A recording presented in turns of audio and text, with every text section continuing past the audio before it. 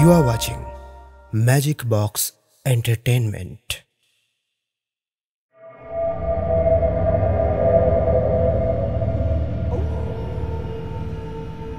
বিষ্টুদার প্রতি আপনাদের প্রাণ ভরা ভালোবাসায় টিম ম্যাজিক বক্স এন্টারটেইনমেন্ট আপ্লুত। আর ম্যাজিক বক্স মানেই আপনার পছন্দের গল্প।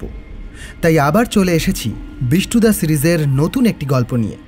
সেই নস্টালজিক ভৌতিক আড্ডার আমেজ আপনাদের কাছে পৌঁছে দিতে আমাদের এবারের নিবেদন বিষ্টুদার ভূতের গল্প সিরিজের 20তম গল্প মতিপুরের ভুতুড়ে আগন্তুক।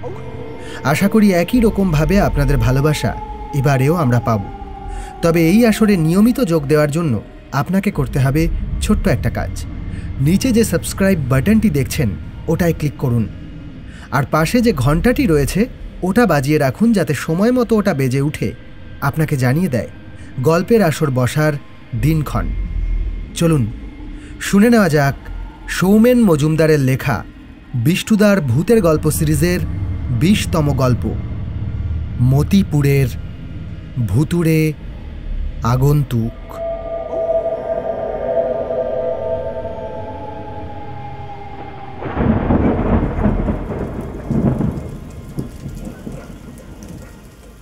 ধুর ধুর ধুর, এটা বর্ষাকাল নাকি শীতকাল? বোধহয় প্রকৃতি নিজেই গুলিয়ে ফেলেছে। দুটো ঋতুই আমার বড্ড প্রিয়, কিন্তু এমন সব কিছু মিলেমিশে জগা খিচুড়ি হলে মোটেই সেটা উপভোগ্য হয় না। গায়ে সোয়েটার চাপাবো নাকি মাথায় ছাতা, সেই প্রশ্নের উত্তর খুঁজে পাওয়া যাচ্ছে না। এর দায় অবশ্য কিছুটা আমাদেরই। আমরা এতটাই দূষণ ছড়াচ্ছি প্রকৃতিতে যে প্রকৃতি প্রতিক্রিয়া না দেখিয়ে চুপচাপ বসে থাকতে পারছে না। আজ সারা দিন ধরে একবার মেঘলা, একবার রোদ, আবার কখনো কখনো ঝিরিঝিরি বৃষ্টি হচ্ছে। বাড়িতে বসে বসে সারা দিন একরকম বিরক্ত হয়েছি। তাই সন্ধ্যা হতেই ছাতাটা সঙ্গে নিয়ে হরিদার দোকানে উপস্থিত হলাম। এখন অবশ্য বৃষ্টি হচ্ছে না, তবে আকাশে মেঘ থাকার ফলে ঠান্ডাও বিশেষ নেই।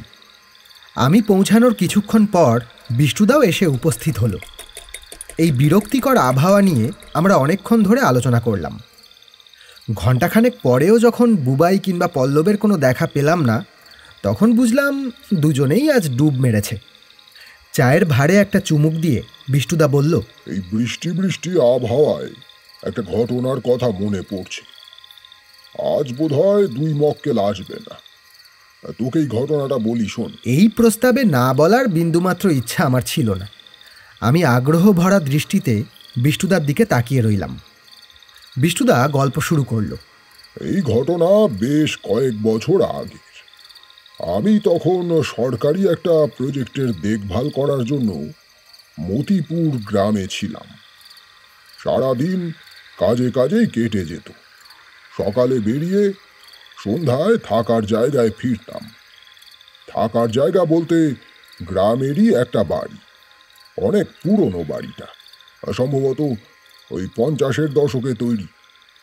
তৎকালীন কোনো ধনী ব্যক্তি অবসর সময় কাটানোর জন্য এই বাড়িটা বানিয়েছিলেন। পরে এই সম্পত্তি খাস হয়ে যায় কোনো কারণে। তারপর থেকে বাড়িটা সরকারি কাজেই ব্যবহৃত হচ্ছে। তাছাড়া সরকারি অতিথিশালা হিসেবেও ব্যবহার করা হয়। সেখানেই আমার থাকার জন্য ব্যবস্থা করা হয়েছে। পুরনো হলেও বাড়িটির ভালোভাবেই দেখভাল করা হয়। বিঘাখানেক জমির উপর বাড়িখানা। আশেপাশে সামনে যে খোলা জায়গা রয়েছে সেখানকার ঘাস সুন্দর করে ছাঁটা। আশেপাশে উঁচু পাঁচিল রয়েছে। তার গায়েও সম্ভবত কিছুদিন আগেই রং করা হয়েছে। একই সঙ্গে বাড়িটাকেও মনে হয় রং করা হয়েছিল। একেবারে নতুন না হলেও রঙের ঔজ্জ্বল্য এখনো বিন্দুমাত্র হ্রাস পায়নি। সদর দরজা বরাবর রাস্তার ধারে বেশ বড় একটা লোহার ফটক। বাড়িটা একতলা, মাত্র 2খানি শোয়ার ঘর, একটি রান্নাঘর আর একটা খাওয়া দাওয়ার জায়গা। ঘর লাগোয়া যে স্নান ঘর রয়েছে তা সম্ভবত নতুন তৈরি হয়েছে। সেকালের স্নান ঘরের তুলনায় এটা অনেক আধুনিক। হয়তো পরে সরকারি তত্ত্বাবধানে এটা তৈরি হয়েছে। মোটামুটি এই প্রত্যন্ত গ্রামের মাঝে ব্যবস্থা নেহাত মন্দ নয়। তবে একেবারে সমস্যা যে কিছু নেই তা নয়। পাকাপাকিভাবে এই বাড়ি দেখভালের কেউ নেই। আমিও যতক্ষণ এখানে থাকি নিঃসঙ্গ হয়েই কাটাতে হয়। আমাকে তো তোরা জানিস, একা একা চুপচাপ বসে থাকতে আমার মোটেই ভালো লাগে না। বিশেষত সন্ধ্যাবেলায়, অর্থাৎ কাজ থেকে ফেরার পর খুবই বিরক্ত লাগে। রান্না বান্নার জন্য যে লোকটিকে দেওয়া হয়েছে সে আমি ফেরার আগেই সব গুছিয়ে রেখে চলে যায়। ফলে পুরোপুরি নিঃসঙ্গ জীবন। মাসখানেক এখানেই থাকতে হবে, তাই এই সমস্যাকে এক প্রকার মেনেই নিয়েছি। ইদানিং অবসর সময়ে একটাই কাজ আমার, বই পড়া। সময়টা ছিল বর্ষার শুরু। মাঝে মধ্যেই টিপটিপ বৃষ্টি পড়ছে, আবার কখনো কখনো কালো ধোঁয়ার মতো মেঘের ফাঁক দিয়ে সামান্য আলো এসে পড়ছে পৃথিবীর বুকে। সেদিন কি একটা কারণে কাজ বন্ধ, তাই যেতে হয়নি। কৃষ্ণ নামে যে ছেলেটি রান্না বান্না করে সে সকালবেলা এসে দুপুরের খাওয়া দাওয়ার জোগাড় করে ফিরে গেছে। আবার বিকেলের দিকে এসে রাতের রান্না বান্না করে রেখে যাবে। এমন মেঘলা দিনে একাকিত্ব আমায় বড় উদাস করে রেখেছিল। বিছানায় উবু হয়ে শুয়ে একটা বইয়ের পৃষ্ঠায় চোখ বোলাচ্ছিলাম। কিছুতেই মনোসংযোগ করতে পারছিলাম না। আরো দিন সাতেক এখানে এমন নিঃসঙ্গ জীবন কাটাতে হবে। বইয়ের পৃষ্ঠা উল্টাতে উল্টাতে এমনই সব ভাবনা মাথায় পাক খেতে লাগলো সারা দিন ধরে। দুপুরের পর থেকে বৃষ্টি বাড়ল। ঝমঝমে বৃষ্টি মাথায় করে কৃষ্ণ এসে রাতের খাবার রান্না করে রেখে চলে গেল। সন্ধ্যার দিকে নিজে উঠে এক পেয়ালা ব্ল্যাক কফি বানালাম। বৃষ্টিটা এখন আরো বেড়েছে। একঘেয়ে ঝমঝম শব্দ কানে ভেসে আসছে। সামনে এক ফালি বারান্দা আছে, সেখানেই একবার গেলাম। বাইরে ঘুটঘুটে অন্ধকার, এক নাগাড়ে বৃষ্টি হচ্ছে। ঘরের ভিতর থেকে এসে পড়া আলোয় যেটুকু দেখা যায় তাতে চোখে পড়ল আকাশ থেকে ঝর্ণা ধারার মতো ঝরে পড়া বৃষ্টি বিন্দু তীব্র গতিতে মাটিতে আছড়ে পড়ছে। জানি না এমন অনুভূতি তোদেরও হয় কি না, তবে বৃষ্টির দিনে সব কিছু এমন শান্ত হয়ে যায়, ঘরে বসে বসে যেন মনে হয় কোনো বিচ্ছিন্ন দ্বীপে এসে পড়েছি। এখানেও একই রকম অনুভূতি হলো আমার।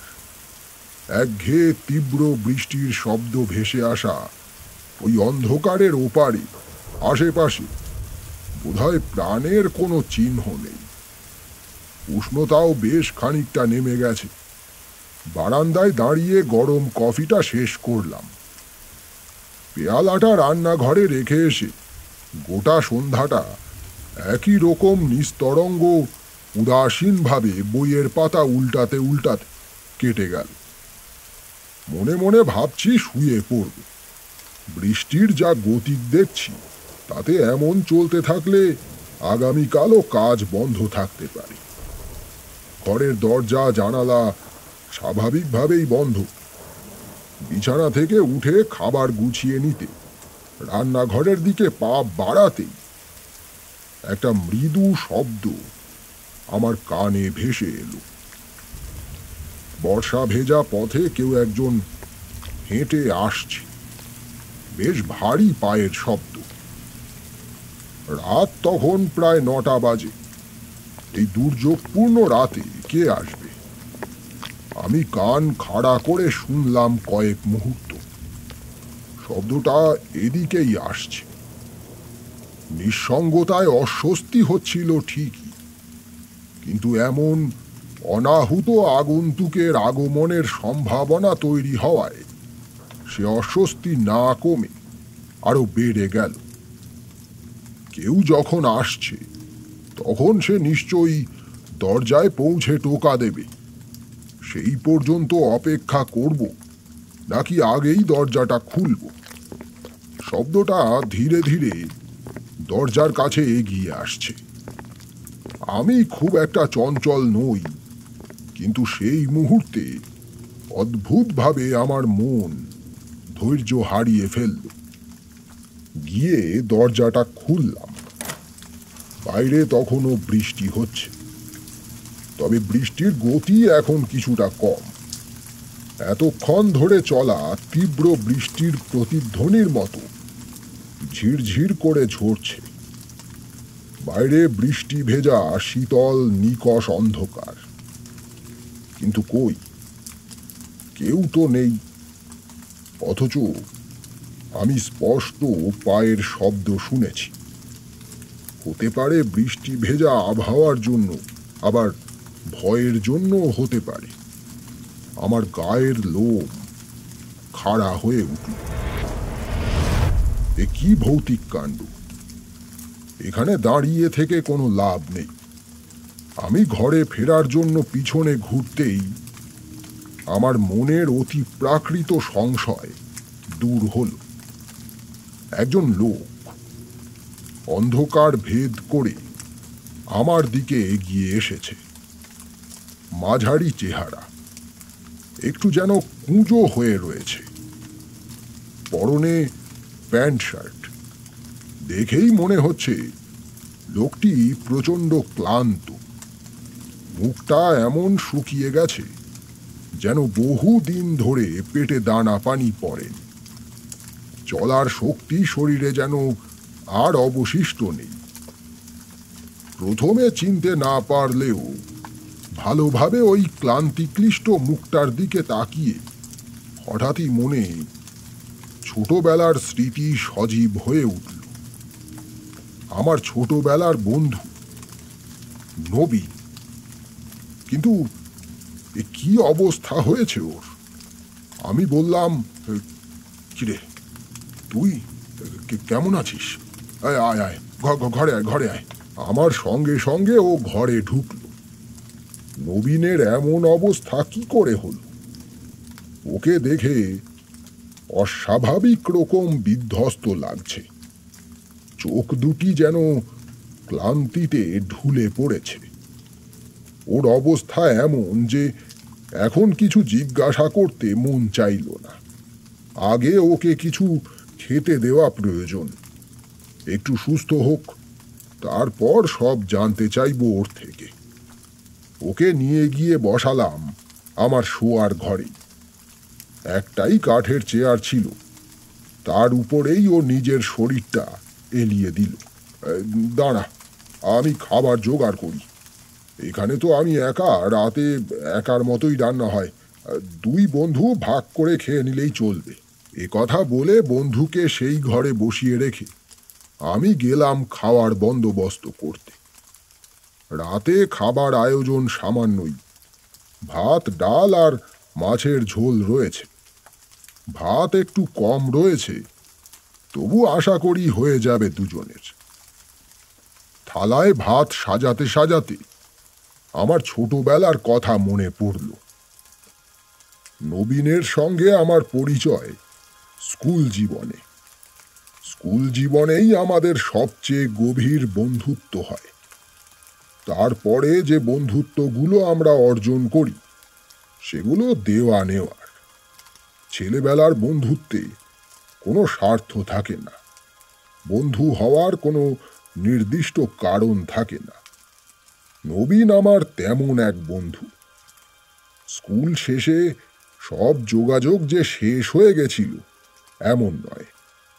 অনেকদিন পর পর হলেও আমাদের দেখা সাক্ষাৎ হতো, আর যখনই দুজনের দেখা হতো আমরা ফিরে যেতাম সেই ফেলে আসা কৈশোরে। কি আনন্দের সময় যে ছিল! হুড়োহুড়ি, খেলাধুলো, লোকের বাগানে এটা ওটা ফল চুরি করে খাওয়া, তারপর ওই ঘুড়ি ওড়ানো, মাছ ধরা, স্কুল পালানো। কত আনন্দ যে একসঙ্গে করেছি তার ইয়ত্তা নেই। সে ছিল এক রঙিন সময়। ওর মাছ ধরার হাত ছিল খাসা। এমন অনেক দিন হয়েছে আমি হয়তো ছিপ হাতে 1 ঘন্টা ধরে বসে আছি, আর ও পরপর ছিপে মাছ তুলছে। আবার আমি ছিলাম ঘুড়ি ওড়ানোর ওস্তাদ। কি সুখেই যে দিন কাটিয়েছি তা এখনকার ছেলে ছোকরারা ভাবতেই পারবে না। এখন তো ওই বয়সে সবাই সারাদিন ঘরে বসে মোবাইলের দিকে তাকিয়ে থাকে। যাক সে কথা। নবীনের বাড়ির পরিস্থিতি খুব একটা ভালো ছিল না। ওর বাবা সারাদিন পরিশ্রম করে কোনো রকমে সংসার চালাতে। বাড়িতে ওর বাবা মা এবং এক দিদি ছিল। দিদির বিয়ে হয়ে যায় যখন, তখন আমরা একাদশ শ্রেণীতে পড়ি। অভাব অনটনের মধ্যেও সবকিছু মোটামুটি ঠিকই ছিল। ঠিক এর পরেই ওদের পরিবারে নেমে আসে এক মস্ত আঘাত। সবে আমরা উচ্চ মাধ্যমিক পরীক্ষা শেষ করেছি। সে সময় হঠাৎ একদিন ওর বাবা মারা যায়। এই ঘটনার ফলশ্রুতিতে অন্ধকার নেমে আসে মা ছেলের জীবনে। পড়াশোনা ছেড়ে দিয়ে ওকে কাজের সন্ধানে ছুটতে হয়। টাকার অত্যধিক অভাব ওকে লাগাম ছাড়া করে তুলেছিল, আর সেখান থেকেই ধীরে ধীরে ও জড়িয়ে পড়ে অনৈতিক কাজের সঙ্গে। সে সময় আমি যখনই ওদের বাড়িতে যেতাম, কাকিমা আমাকে বারবার ওকে বোঝানোর জন্য বলতো যাতে আমার কথা শুনে ও নিজেকে সংযত করে। কিন্তু টাকা পৃথিবীর সবচেয়ে বড় মাদক। এ নেশা যাকে পেয়ে বসে, মৃত্যু অবধি তার মুক্তি নেই। ওর নামে অনেক খারাপ খারাপ কথা আমি শুনেছি। তার কতটা সত্যি আর কতটা মিথ্যে আমার কোনো ধারণা নেই। তবে এটুকু ঠিক, ও সোজা পথে চলছিল না। জীবনের প্রতিযোগিতায় জিততে অন্ধকার পথ বেছে নিয়েছিল। আমি যে বোঝানোর চেষ্টা করিনি তা নয়। বেশ কয়েকবার ওকে বলেছি সাদামাটা কোনো কাজ খুঁজে সহজ জীবন কাটানোর জন্য। সে সময় সম্মত হলেও পরে দেখেছি ও একই পথে ছুটছে। বেশ কয়েকবার এমন ঘটার পর বুঝলাম ওকে ফেরানো অসম্ভব। আগুন নিয়ে খেলা ও থামাবে না। তবে এ কথাও সত্যি, আমার সঙ্গে ও কখনো খারাপ ব্যবহার করেনি। সেই স্কুলে যেমন গলায় গলায় বন্ধুত্ব ছিল, তেমনই রয়েছে। ঠিক ভুলের বিচার যদি না করি, তবে বলবো ও অনেকটাই সফল। দারিদ্র্য থেকে নিজের পরিবারকে মুক্ত করে সচ্ছলভাবে যৌবন পার করেছে নবীন। কোনো রকম প্রতিবন্ধকতা ওকে থামাতে পারেনি, কোনো বিপদ স্পর্শ করতে পারেনি। বিয়ে থা করেছে, সংসার হয়েছে, এক ছেলে এবং এক মেয়ে রয়েছে। তারাও অনেকটাই বড় হয়ে গেছে। তবে আমি আশঙ্কায় থাকতাম, কোন দিন হয়তো শুনবো শত্রুদের বুলেটে ওর শরীরটা ঝাঁঝরা হয়ে গেছে। এর মাঝে একদিন কাকিমা মানে নবীনের মা গত হলেন। আমি গেছিলাম সে সময় ওদের বাড়িতে। সেও সেই ঘটনার বছর 5 আগে। তবে তারপর থেকে কাজের সূত্রে আমাকে এতটাই ঘুরে ঘুরে বেড়াতে হয়েছে যে ওর সঙ্গে দেখা সাক্ষাৎ হয়নি। সেই কৈশোরের বন্ধু আজ হঠাৎ এসে উপস্থিত হয়েছে আমার অস্থায়ী ঠিকানায়। কিন্তু এ কি দশা হয়েছে ওর! ও ছোটবেলা থেকেই চনমনে প্রকৃতির। মাছ ধরতে বসলে ফাতনার সামান্য নড়চড় টের পেলে ও যেমন ক্ষিপ্র গতিতে বড়শিতে টান দিত, জীবনের সব ক্ষেত্রেও ও তেমন। কথাবার্তা, চালচলন সব কিছুতেই ওর স্বভাবের এই বৈশিষ্ট্য প্রকাশ পায়। অন্তত এতদিন পর্যন্ত ওকে তেমনটাই দেখেছি। কিন্তু আজ দেখছি একেবারে বিপরীত। ছটফটে মানুষটা কেমন শান্ত হয়ে গেছে, ক্লান্তিতে ঝিমিয়ে পড়েছে। যারা ওকে চেনে তারা ওর এই রূপ বিশ্বাস করতে পারবে না। কিন্তু কেন এই পরিবর্তন? যতক্ষণ না এই প্রশ্নের উত্তর পাচ্ছি ততক্ষণ আমার মনে শান্তি নেই। বাইরে বৃষ্টি আবার প্রচণ্ড বেগে শুরু হয়েছে। আমি খাবার গুছিয়ে ওকে ডাকতে গিয়ে দেখি চেয়ারের উপর ও ঢুলে পড়েছে। ক্লান্তিতে ঘুমিয়ে পড়েছে হয়তো, কিন্তু ওর শরীরের যা অবস্থা বুঝতে পারছি তাতে এভাবে না খেয়ে ঘুমোনো ঠিক নয়। আমি ডাকলাম, এই নবীন, ওঠ ওঠ, চল খেয়ে নিবি। আমার ডাকে সজাগ হয়ে ও উঠে দাঁড়ালো। তারপর আমার সঙ্গে সঙ্গে চলল খাওয়ার ঘরে। ওর হাঁটার ভঙ্গিমা বড় অদ্ভুত। প্রচণ্ড ক্লান্তিতে মানুষ ভেঙে পড়লেও এমন অদ্ভুতভাবে হাঁটে না। আমার মনে কি হয়েছে কে জানে। ওর চাল চলন, পরিস্থিতি সব কিছু দেখে অনেক প্রশ্ন মনে উঁকি দিচ্ছে, কিন্তু ওকে জিজ্ঞাসা করতে ইচ্ছে করছে না। মনের মাঝে কেউ যেন বলছে ওকে সুস্থ হওয়ার সময়টুকু দিতে। খাবার টেবিলে পৌঁছে ও একটা চেয়ারে বসে পড়ল। আমিও ওর মুখোমুখি একটা চেয়ারে বসলাম।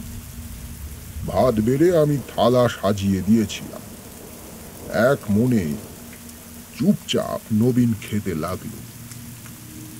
আশ্চর্য, এখানে আসার পর থেকে একটাও কথা বলেনি নবীন।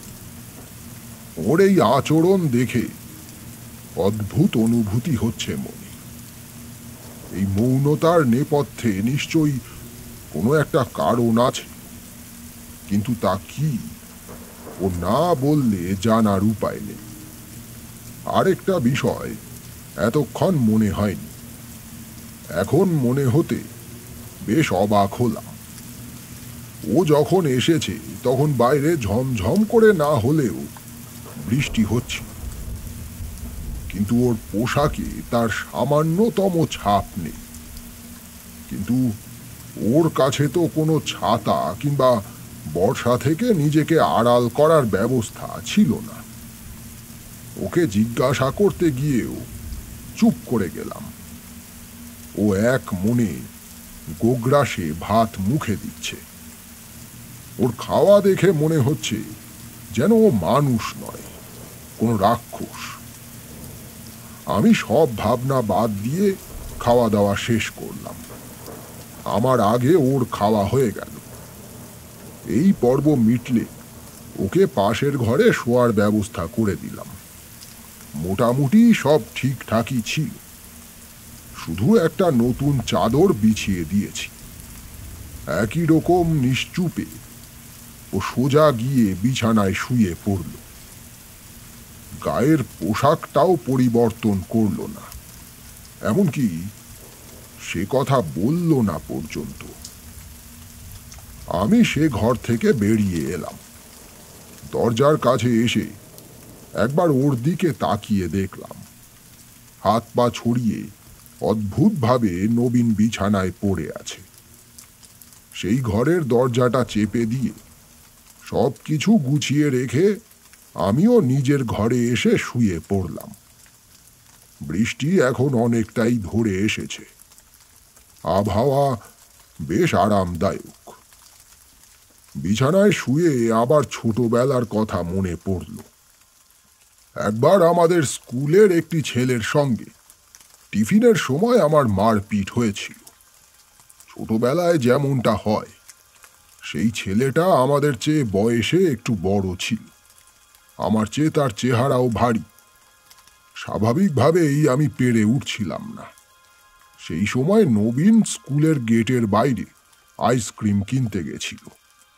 আমাকে সেই ছেলেটি বেঞ্চির উপরে চেপে ধরেছে। এমন সময় একটা হাত এসে ছেলেটার চুলের মুঠি সজোরে চেপে ধরল।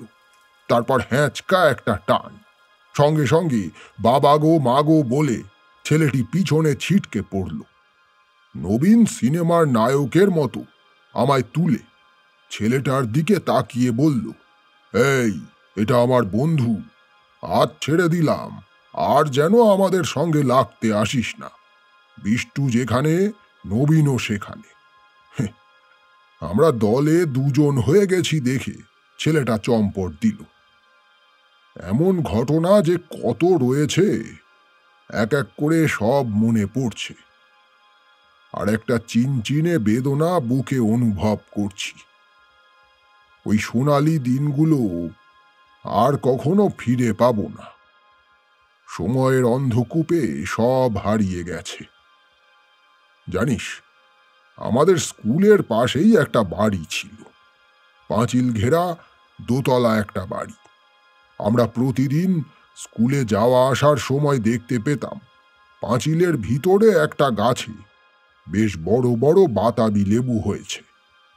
একদিন কি খেয়াল চাপলো, দুজনে মিলে ঠিক করলাম ওখান থেকে বাতাবি পেড়ে খেতে হবে। ভাবতে দেরি আছে, অপেক্ষা করার ধৈর্য নেই। দুজনে ঠিক করলাম সেদিনই কাজ সেরে ফেলতে হবে। ছুটির পর পাশের একটা গলিতে গিয়ে কিছুক্ষণ অপেক্ষা করলাম। যখন সব ছাত্ররা চলে গেল, রাস্তা একদম ফাঁকা হয়ে গেল, তখন দুজনে সব দিকে নজর রাখতে রাখতে পাঁচিল টপকে ঢুকে পড়লাম ভিতরে। আমরা জানতাম এই সময় ওই বাড়ির লোকজন বাইরে বেরোয় না, সম্ভবত ঘুমিয়ে থাকে। পা টিপে টিপে পৌঁছালাম বাতাবি গাছের গোড়ায়। নবীন টুকটুক করে গাছে উঠে পড়ল। হাত বাড়িয়ে সবে একটা লেবু ছিঁড়েছে, ও খেয়াল করেনি একটা সরু ডালে পা দিয়েছিল। মটমট করে ডালটা ভেঙে ও সমেত ধপ করে নিচে পড়ল। সঙ্গে সঙ্গে বাড়ির ভিতর থেকে চিৎকার শুনতে পেলাম। আর ওখানে কেউ থাকে? একটা লেবুই হাতে নিয়ে কোনো রকমে পাঁচিল টপকে চো চো দৌড়। ভাগ্য ভালো, নবীনের খুব একটা লাগেনি। বেশ অনেকখানি এসে আমরা ধীরে ধীরে হাঁটতে লাগলাম। পথেই সেই লেবুটাকে ভেঙে দুজনে খেয়ে ফেললাম। আমরা ভেবেছিলাম এখানেই এই ঘটনার সমাপ্তি, কিন্তু পরদিন স্কুলে গিয়েই টের পেলাম আমাদের কপাল পুড়েছে। ওই বাড়ির বৃদ্ধ এক ভদ্রলোক শিক্ষকদের ঘরের সামনে দাঁড়িয়ে প্রধান শিক্ষকের সঙ্গে কথা বলছে। কিন্তু এত ছাত্রের মধ্যে আমাদের শনাক্ত করা খুব কঠিন। সে কথা দুজনে একচোট আলোচনা করে কিছুটা নিশ্চিন্ত হলাম। কিন্তু টিফিনের পরই আমাদের ডাক পড়ল। যা বুঝলাম, আমার সঙ্গে যে ছেলেটির মারামারি হয়েছিল সে কোনোভাবে লক্ষ্য করেছে আমরা বাতাবি লেবু খাচ্ছি। সেই কথাই সে প্রধান শিক্ষককে গিয়ে বলে দিয়েছে। নিজেদের গোপন করার সব চেষ্টা ব্যর্থ। শাস্তি হিসেবে 1 ঘন্টা আমাদের কান ধরে দাঁড়িয়ে থাকতে হলো। এমন ভুরি ভুরি কাণ্ড কারখানা আছে আমাদের দুজনের। জানি, মূল ঘটনা থেকে বারবার সরে যাচ্ছি, কিন্তু ওর কথা বলতে গেলেই এসব কথা মনে পড়ে যাচ্ছে।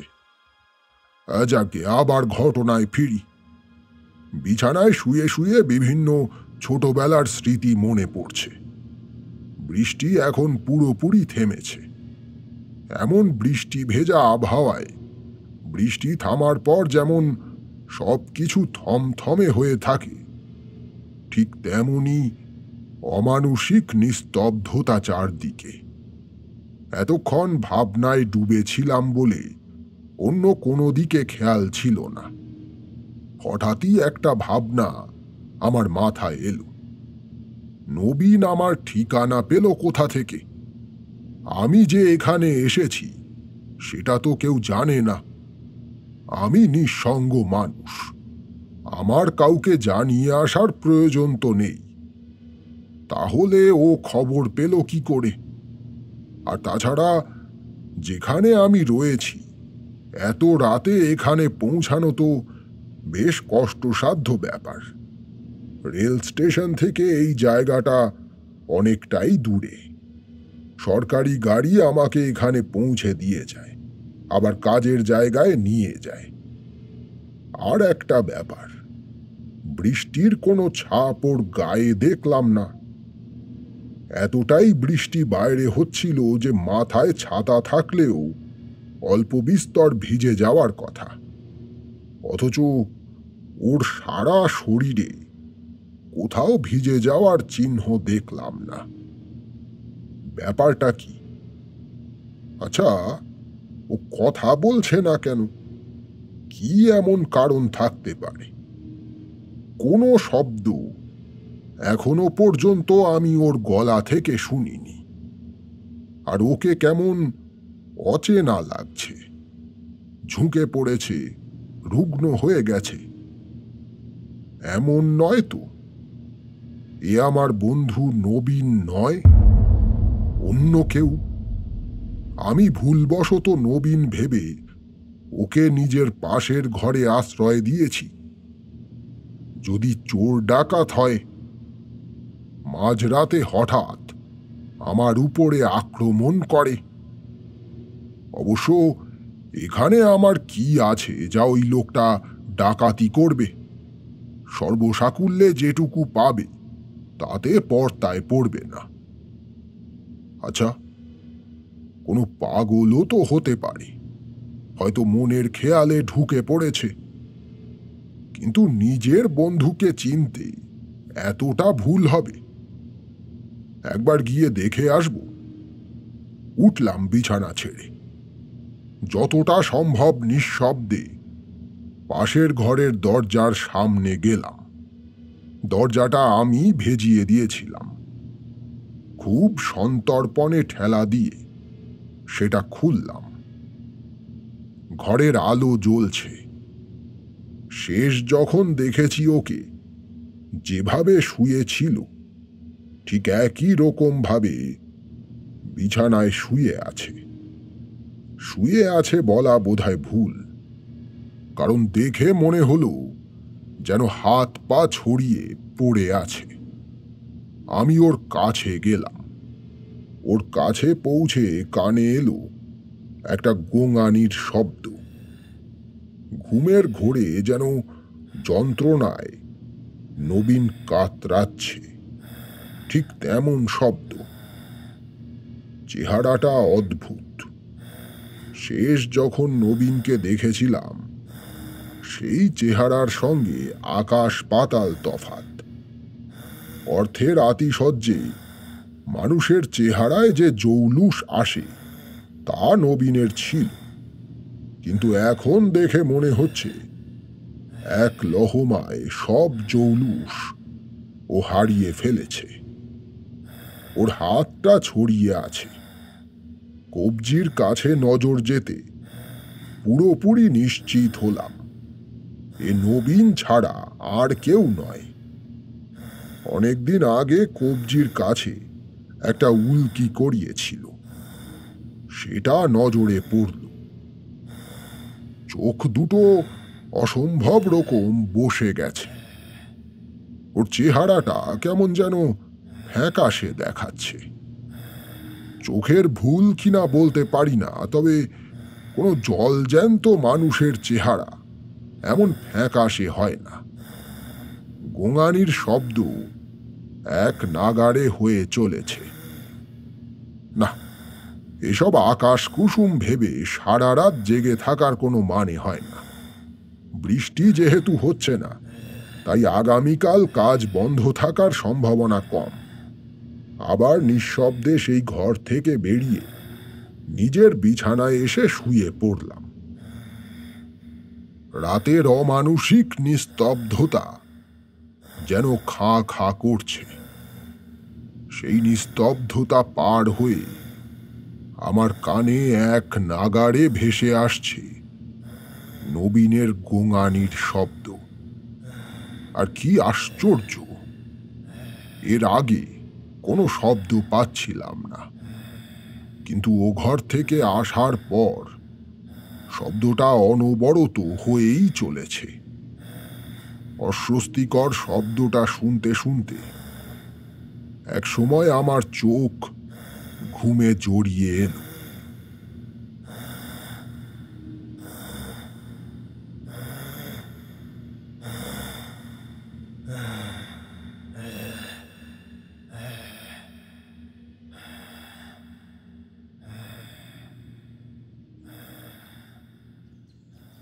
ভোর তখন 4:30 হবে। ঘুম ভাঙলো আমার। সজাগ হতেই কানে এলো নবীনের গোঙানির শব্দ। বাইরে দু একটা ভোরের পাখি সবে ডাকতে শুরু করেছে। আমি আরো কিছুক্ষণ বিছানায় শুয়ে রইলাম। এক নাগাড়ে শব্দটা কানে আসছে। মোটামুটি 5:30টার দিকে বিছানা ছেড়ে উঠলাম। চোখে মুখে জল দিয়ে ভাবলাম নবীনকে ডাকি, তারপর দুজনে চা খেয়ে একটু বেরিয়ে আসব। মনে হচ্ছে আমায় কাজে যেতে হবে। বৃষ্টি এখন একেবারে নেই। কাজে গেলে ওর সঙ্গে কথা হবে না। আমার মনে যে প্রশ্নগুলো জমেছে সেগুলো সারা দিন ধরে আমায় তাড়া করে বেড়াবে। উত্তরগুলো না পাওয়া পর্যন্ত আমার শান্তি নেই। মনের এই ইচ্ছা নিয়ে গেলাম সেই ঘরে। ভেজানো দরজাটা ঠেলে খোলার সঙ্গে সঙ্গে নজর গেল বিছানার দিকে, আর সঙ্গে সঙ্গে আমার শরীরে একটা শীতল শিহরণ খেলে গেল। তাকিয়ে দেখলাম বিছানায় কেউ নেই, অথচ কানে আসছে নবীনের গোঙানির শব্দ। ঠিক যেন ওই বিছানাতেই কেউ শুয়ে গোঙাচ্ছে। আমি ঘরে ঢুকে সব দিকে তাকালাম। না, এই ঘরে কেউ নেই। খাটের নিচেও উকি দিলাম, না, সেখানেও কেউ নেই। অথচ শব্দটা কি স্পষ্ট। কোনো সন্দেহই নেই যে সেই শব্দ এই ঘর থেকেই আসছে। কিন্তু আমি ছাড়া দ্বিতীয় কেউ সেই ঘরে নেই। বিছানার উপরে ভালো করে চোখ বোলালাম। চাদরের উপরে কেউ যে শুয়েছিল সেই ছাপ স্পষ্ট, অথচ কেউ নেই। শুধু অদৃশ্য কারো কণ্ঠ থেকে এক নাগাড়ে ভেসে আসছে গোঙানির শব্দ। আমার সমস্ত যুক্তি তালগোল পাকিয়ে যেতে লাগলো। শেষে ভাবনার কোনো কুল খুঁজে না পেয়ে সে ঘর থেকে বেরিয়ে এলাম।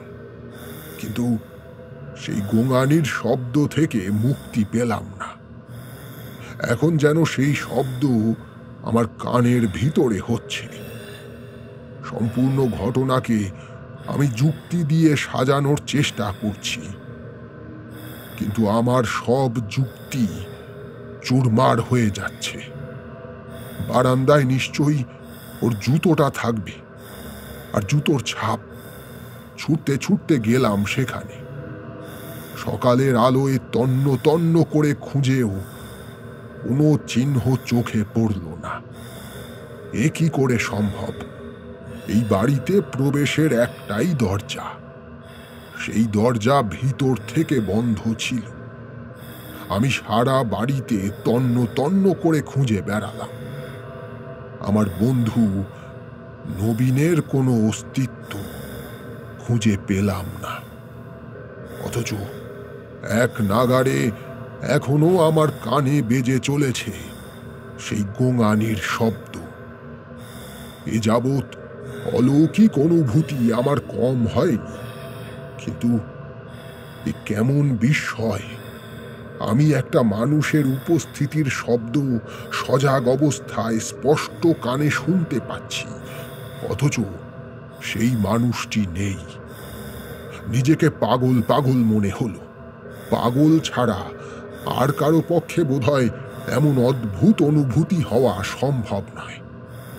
প্রথমে ওকে খুঁজে না পাওয়ার উত্তেজনায় ছুটে বেড়াচ্ছিলাম। কিছুক্ষণ পর শব্দটা আমার কাছে অস্বস্তিকর মনে হতে লাগলো। মাথায় তীব্র যন্ত্রণা শুরু হলো। বোঝাতে পারবো না সে যন্ত্রণা কতটা কষ্টের।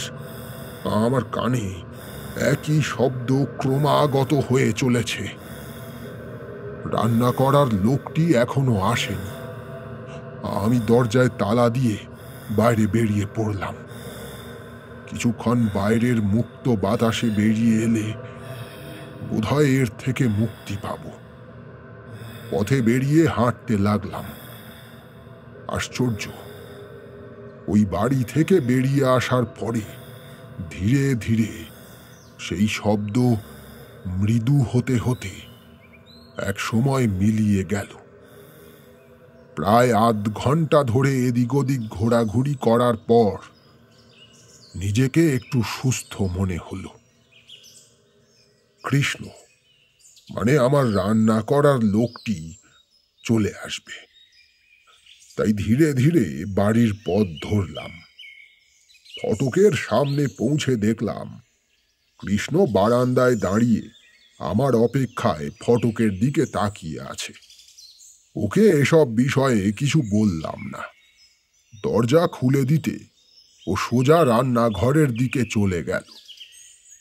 2 মিনিটের মধ্যে ফিরে আমার কাছে এসে বলল, বাবু, কালকে আপনি খাননি? ভাত তরকারি সেই রকম পড়ে আছে। বিস্ময়ের পর বিস্ময়। প্রাথমিক ধাক্কা সামলে নিয়ে ও যাতে কিছু বুঝতে না পারে সেজন্য মাথা নেড়ে সম্মতি জানালাম। ধীরে ধীরে রান্নাঘরের দিকে গিয়ে দেখলাম কৃষ্ণ যা বলছে তা একেবারে সত্যি। গতকালের খাবার দাবার একইভাবে পড়ে আছে। আমার সব কিছুই কেমন যেন তাল গোল পাকিয়ে গেছে।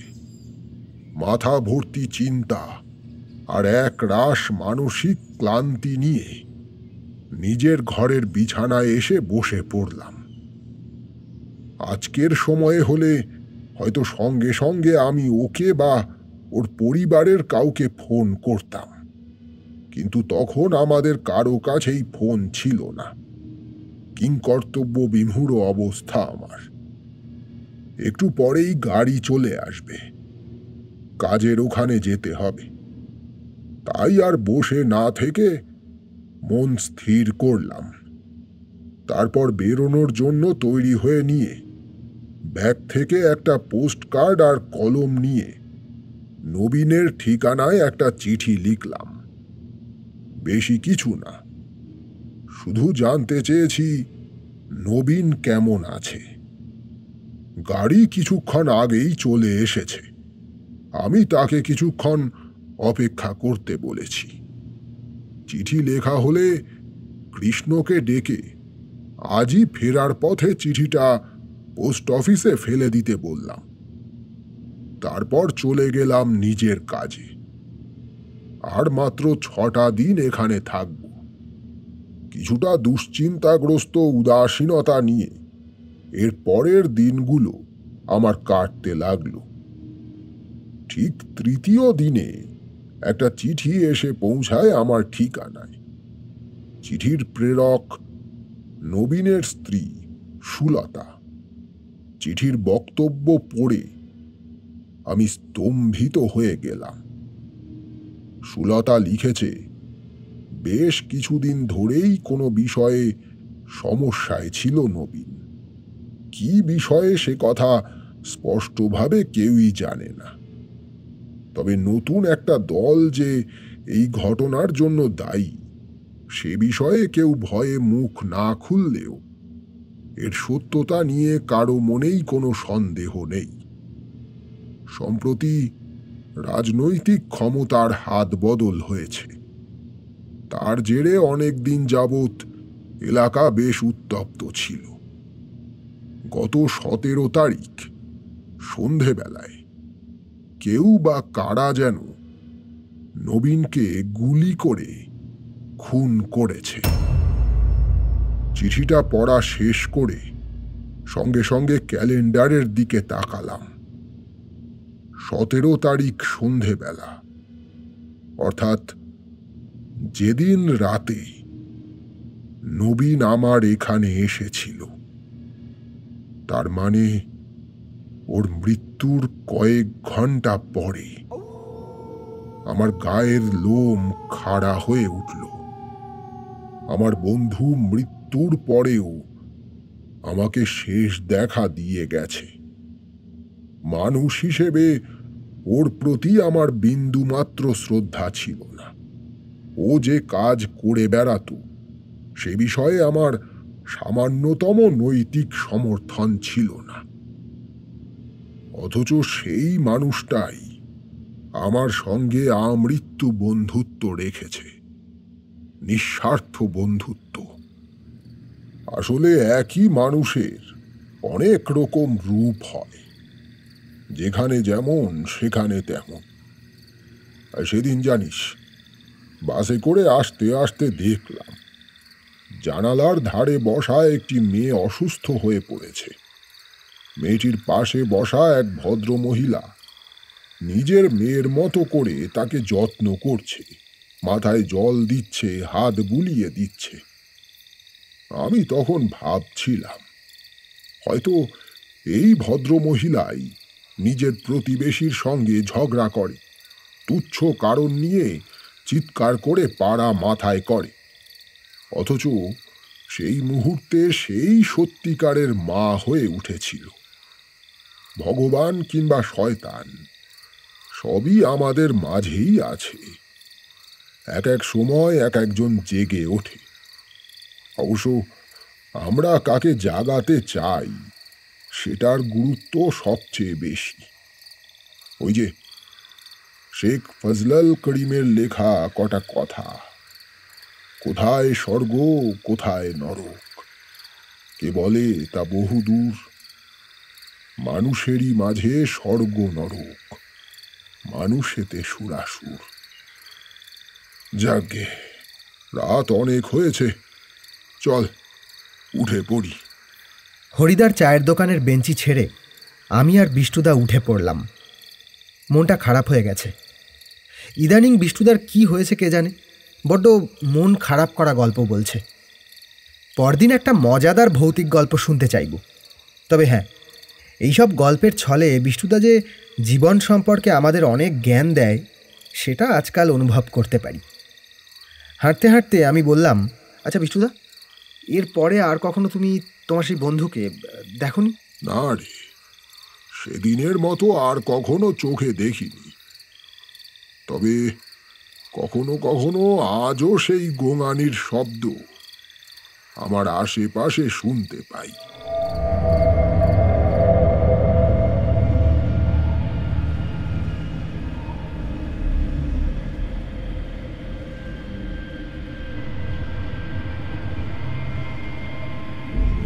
শুনছিলেন সৌমেন মজুমদারের লেখা বিষ্টুদার ভূতের গল্প সিরিজের 20তম গল্প, মতিপুরের ভুতুড়ে আগন্তুক। গল্পটি কেমন লাগলো অবশ্যই জানান কমেন্ট বক্সে।